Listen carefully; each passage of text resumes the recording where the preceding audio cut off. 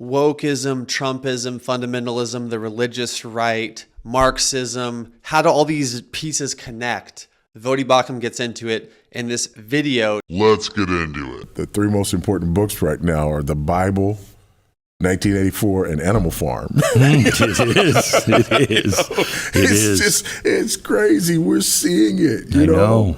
We're watching it right now. We're watching the rules on the wall be changed, from day to day, and again, we're watching those people who, on the one hand, talk about despising, power and power dynamics, but do everything that they can to accumulate power for themselves. Teach us how to prepare. We destroy every argument and lofty opinion raised against the knowledge of Christ, and we take every thought captive to obey Christ. That's what we have to do. That's how we prepare. And I like to talk about those in reverse. Number one, take every thought captive to obey Christ.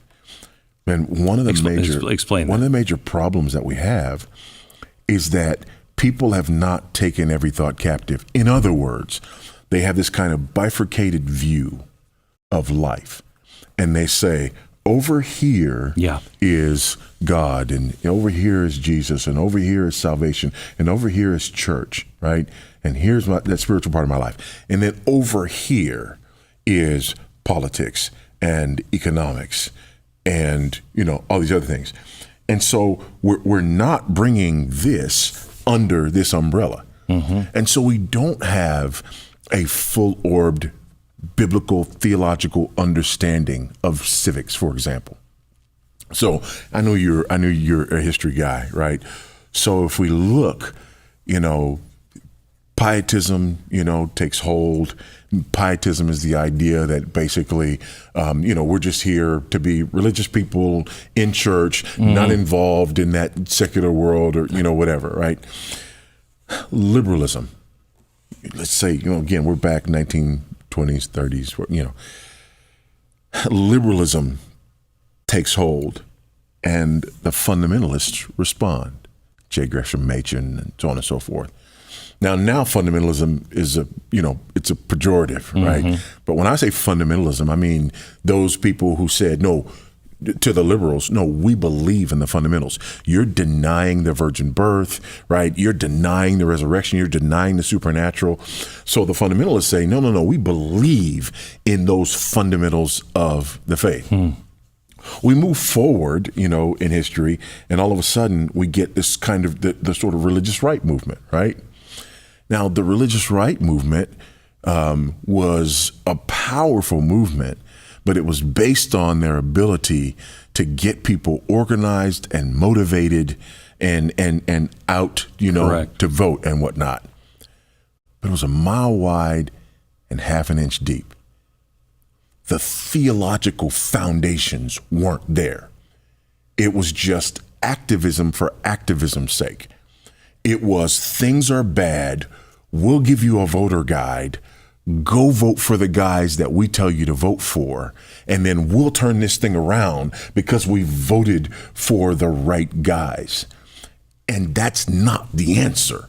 We have to take every thought captive to obey Christ.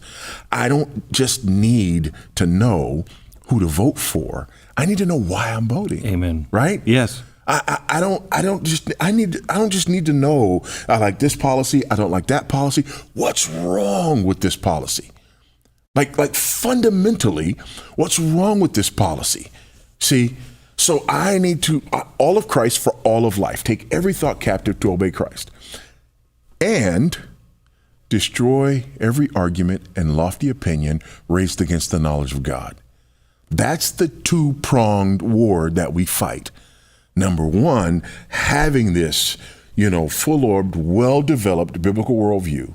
And then number two, with that, being able to say, no, that's problematic because. No, he's problematic because. Right? It's not enough to just say, no, we're, going to vote against this, that, or the other. We're going to be pro-life. Why are you going to be pro-life? From a biblical theological perspective, why are you going to be pro-life? Talk to me about being created in the image of God and having inherent dignity, worth, and value, right? Talk to me about the sanctity of human life because of the incarnation of Jesus Christ, who doesn't just come into the world as a full-grown man in order to redeem and ransom humanity. He comes as an embryo, right? Thereby sanctifying human life from its very origins and beginnings all the way through to its natural end, right? So that's the kind of thing I'm talking about. We've got to be able to think through these things biblically so that nobody just can come and, just drag us by the nose, right? And for us to be carried away by every wind of doctrine.